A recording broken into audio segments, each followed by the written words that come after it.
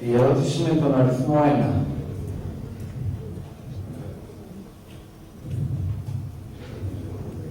Καλησπέρα. Θέλω να ρωτήσω κάτι. Νομίζω ότι με βάλλουν δεδομένο ότι έχεις περπατήσει και έχεις κινηθεί και έχεις μιλήσει, έχεις αναλύσει, έχεις παρουσιάσει, έχεις κάνει γνωστό σε όλα τα σημεία της Ελλάδος την πραγματική υπόσταση του θέματος που ζει η Ελλάδα τα 4-5 τελευταία χρόνια.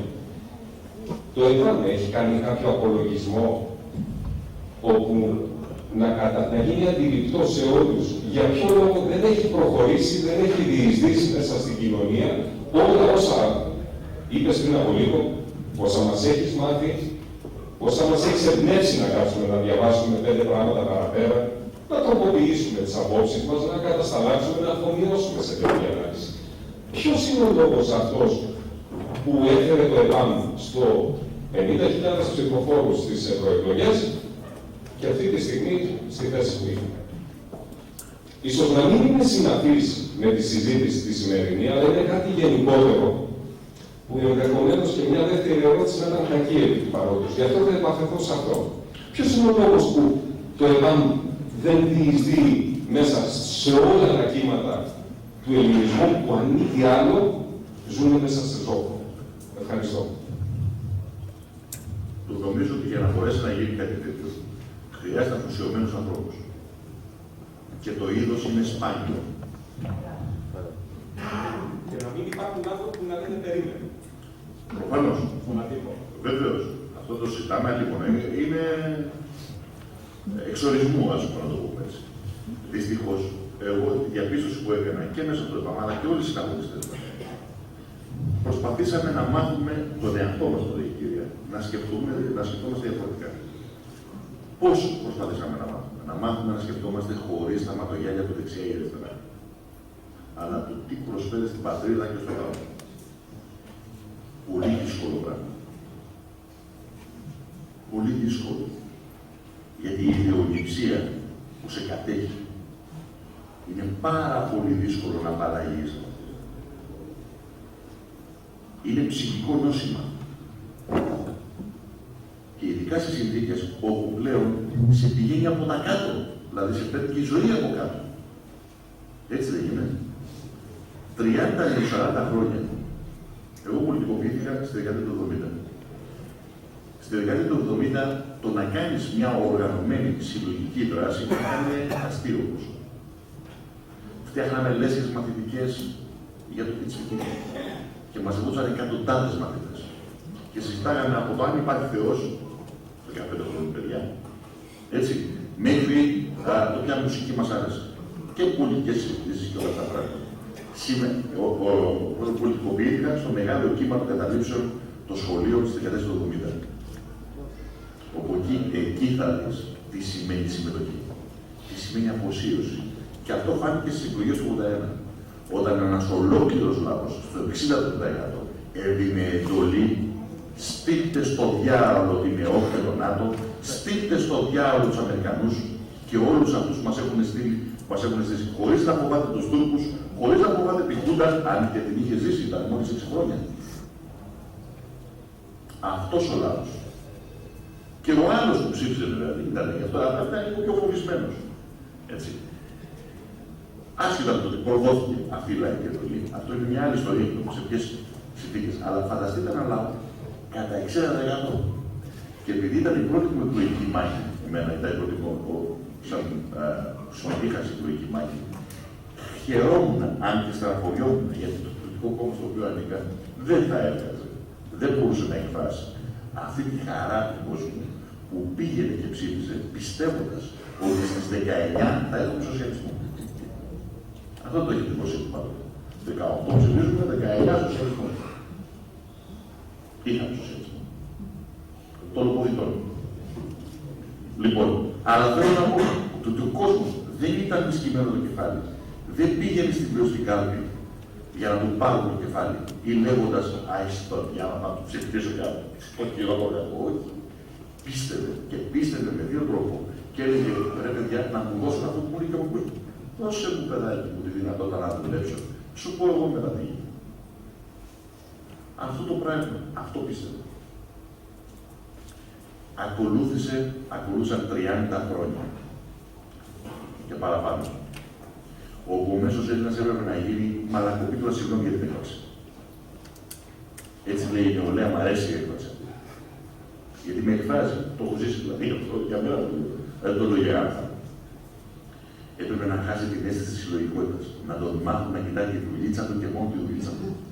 Να μην σκέφτεται τίποτα περισσότερο από το τουρσπέρι που μπορεί να πετύχει είτε στον εργοδότη, είτε με το πολιτικό κόμμα, είτε με την κυβέρνηση. Αντί να ζητάει εισόδημα, να του δίνουν δάνειο.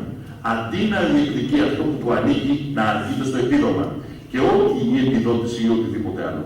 Με αποτέλεσμα να χάσει τη διάθεση για μάχη. Και τώρα έρχεσαι εσύ και λες, φίλε μου, τελειώσαν τα ψέματα. Στο λένε άλλωστε και επίσημα. Στο λένε. Τελειώσαν τα ψέματα. Πίσω δεν πάει. Μόνο μπροστά ή η απόλυτη καταστροφή. Και αυτό που δεν έμαθες ποτέ στη ζωή σου να κάνεις, οφείλει να το κάνεις τώρα. Εγώ δεν πιστεύω ότι υπάρχει τίποτα πιο δύσκολο από αυτό. Και ενώ συζητάμε για πράγματα τα οποία είναι αυτονόητα για τις προηγούμενες γενιές, ήταν αυτονόητα για τις προηγούμενες γενιές, σήμερα συζητάμε με έναν κόσμο όπου ένας στους δύο Έλληνες, περίπου 47% υπολογίζεται, ότι δεν έχει δουλειά. Δεν έχει δουλειά. Ή είναι άνεργος, ή είναι καταστραμμένος ελευθεροπαγγελματίας, μικρομεσαίος, δεν έχει δουλειά. 47% της απασχόλησης του οικονομικά ενεργού. Και αυτό το κομμάτι σέρνεται από καφετέρια σε καφετέρια για €1 εκτόνωση. Με €1, ό,τι και να πεις το βρίσκεις το ένα. Και συζητάει περί ανέμων και υδάτων, περί ποτικών και γάτων. Ό,τι του λέει η τηλεόραση. Και αυτό είναι η μεγάλη δυσκολία. Μεγάλη δυσκολία. Αλλά εγώ ξέρω ένα πράγμα. Την ίδια κατάσταση της Ελλάδας περιέγραφε ο ανώνυμος Έλληνας στα 1805. Τους ίδιους Έλληνες με τις ίδιες νοοτροπίες και λογικές. Και έλεγε τότε, διαβάζω τον εξαιρετικό κείμενο κάποτε, από τα καλά, τα λίγα, αλλά τα καλά που είχε κάνει το Πασόκ στις αρχές του, τα πρώτα χρόνια, το είχε βάλει και τα σχόλια στα σχολεία. Και τουλάχιστον εκείνοι οι μαθητές μαθαίνανε 5 πράγματα για που ακούγανε για πρώτη φορά ο ανώνυμος Έλληνας, ας πούμε, και γράψει πράγματα. Τα είχαμε ακούσει. Με αδιανόητο.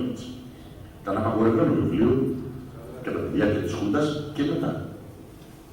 Δεν το ξέρεις το βιβλίο. Το ανώνυμος Έλληνας ήταν η ελληνική νομαρχία. Λοιπόν, εκεί λοιπόν έλεγε ότι ο Έλληνας που δεν έχει να παλέψει για το αποδοσικό είναι ένας τύπος που λέει βολεύεται με το καφέ Ζαντάν και με το ποια ντάμα θα έχει το βράδυ για να κυκλοφορήσει και να του πούν οι άλλοι. Κοιτάξτε τι κόμμενα έχει. Στο λέω, σας το λέω με τη σημερινή. Έτσι ακριβώς περιγράφει τον Έλληνα της εποχής. Γιατί ο ανώνυμος Έλληνας προσπαθεί να εξηγήσει γιατί ρε διάολοι κάτω από τέτοια δυναστική μπότα των Οθωμανών δεν εξεγείρει ο Έλληνας. Και περιγράφει καταστάσεις πέρα από τις καταστάσεις της κάστας που τότε και τότε ήταν οι ίδιες με τις τωρινές. Από την επίσημη εκκλησία μέχρι τους φαναριώτες, μέχρι τους πρίγκιπες, μόλις αυτούς από το σύμφετο. Αλλά έδειχνε και την ψυχογραφία του μέσου Έλληνα της εποχής εκείνης που βεβαίως θα καλόταν να δώσει τη μάχη για την ιστορία αυτή. Διαβάστε την παιδιά. Και αν δεν δείτε το μέσο Έλληνα σήμερα, τι να σας πω. Αλλά εγώ πιστεύω πάρα πολύ σε αυτό, σε κάτι που λέγεται φλόγα. Όλοι μας έχουμε μια φλόγα μέσα μας. Μια φλόγα που μεταφέρεται κληρονομικά και κατά πάσα πιθανότητα βρίσκεται στο χώμα που πατάμε. Αλλιώς δεν μπορείς να εξηγήσεις πως αυτός ο τόπος αφομοίωσε κατακτητές και κατακτητές. Τους αφομοίωσε. Βαρβαρότητες και βαρβαρότητες. Και τους αφομοίωσε. Άρα αυτός ο τόπος είναι μάλλον μαγικός. Για να θέλουν και να το πάρουν υπόκοτο, μάλλον κάτι ξέρουν περισσότερο από ό,τι εμείς. Και προσέξτε εδώ τι γίνεται τώρα. Αυτή η φλόγα περνάει από γενιά σε γενιά. Και μας μαθαίνουν από μικρά παιδιά από το νηπιαγωγείο πώς να ξεχνάμε ότι υπάρχει μέσα μας. Και αυτή λέγεται φιλότιμο και αξιοπρέπεια. φιλότιμο και αξιοπρέπεια. Και αν δεν αποκτήσουμε αυτό που λέμε φιλότιμο και αξιοπρέπεια, ο καθένας είναι η προσωπική του προλογική επιλογή. Και μετά συλλογικά, τότε βράσε όριζα. Δεν πρόκειται να δούμε δύο πρόσωπα. Αυτό όμως δεν σημαίνει ότι η μάχη δεν θα δοθεί μέχρι τέλος. Θα δοθεί μέχρι τέλος. Έστω και ένας από εμάς να μείνει, θα δοθεί μέχρι τέλος. Και τους γραφείς, η επιστήμη λέει ότι για να καταγράψει ο φλοιός το μήνυμα που θέλει να του δώσεις, πρέπει να το πεις σε τουλάχιστον 7 φορές, όχι την ίδια ώρα. Άρα, εγώ έχω πολύ δρόμο να κάνω. 4 φορές έχω κάνει την Ελλάδα. Τουλάχιστον άλλες τόσες. Αυτό είναι στην Μάη του 2014. Και θα το ξαναλέω όσο χρειάζεται. Πάρε 5 πράγματα επάνω. Έτσι αλλιώς. Τούτη η μάχη θα το δείτε. Θα το δείτε το τέλος. Πράγματα επάνω σου, γιατί αλλιώς είμαστε χαμένοι. Όχι γιατί εσύ είσαι σωτήρας, αλλά γιατί ξέρεις. Γιατί εσύ μάλλον καλά έχεις δείξει δείγματα αγάπης. Πάρε πάνω σου 5 πράγματα περισσότερα, έτσι ώστε να αρχίσει να διαχέεται αυτό που λέγεται πάνω. Το καταστατικό που σεβόμαστε, όσοι έστω το έχουμε διαβάσει. Τίποτα περισσότερο. Λοιπόν, όχι όσο το έχουν υπηρετήσει. Κοίταξε να το ξεκαθαρίσουμε ορισμένα πράγματα. Έτσι αλλιώς η μάχη δίνεται και συνεχίζεται να δίνεται. Οι απόψεις ή τα αιτήματα που εκφράζει το ΕΠΑΜ είναι στην καλύτερη φάση που έχουμε βρεθεί τα τελευταία 4 χρόνια. Αυτό εισπράττω εγώ από κοινωνία. Αν εμείς είμαστε τόσο λίγοι, μικροί εννοώ, για να μην μπορούμε να το κάνουμε αυτό πράξη, τότε φταίμε εμείς, όχι ο κόσμος, ούτε η κοινωνία. Και ταυτότητά μου. Έτσι. Και ταυτόχρονα να πούμε και κάτι άλλο. Παιδιά, είτε το θέλετε είτε όχι, εγώ θα με μπροστά στην πρώτη γραμμή, θα είμαι εγώ εκείνος που θα ανοίξει τον δρόμο μέχρι να πάρει εξουσία ο λαός και θα είμαστε πάνω εκεί που θα γιορτάσει ο λαός και αυτό θα γιορτάσει. Θα γλεντάμε όλοι μαζί την αναγέννηση της χώρας. Γιατί αυτό θα συμβεί και θα συμβεί όπως το λέμε ακριβώς σήμερα. Δεν ξέρω με ποιο τρόπο, δεν με ενδιαφέρει άλλωστε. Τις επιλογές που τις έχω κάνει. Από εκεί και πέρα, εγώ ξέρω ότι στην Βοτσίτσα, περίπου 1 μήνα πριν την Επανάσταση, ο Παπαπλέζας που έλεγε στους διάφορους, που έλεγαν, ξέρετε, το ξανθό θα ηγέτω θα βοηθήσει. Η Κίνα θα μας δώσει. Μήπως οι Εγγλέζοι, οι υπότες της στρογγυλής τραπέζης θα βοηθήσουν. Λοιπόν, και ο Παπαπλέζας είπε, κοιτάξτε, στις 25 του μηνός, εγώ παίρνω τους δικούς μου και ξεκινάω. Και όποιον βρει ξαναρμάτωτο ο δυνάστης, το κρίμα στο λαιμό του. Εμείς έχουμε ξεκινήσει.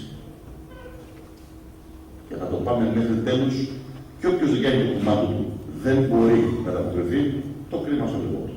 Τι άλλο.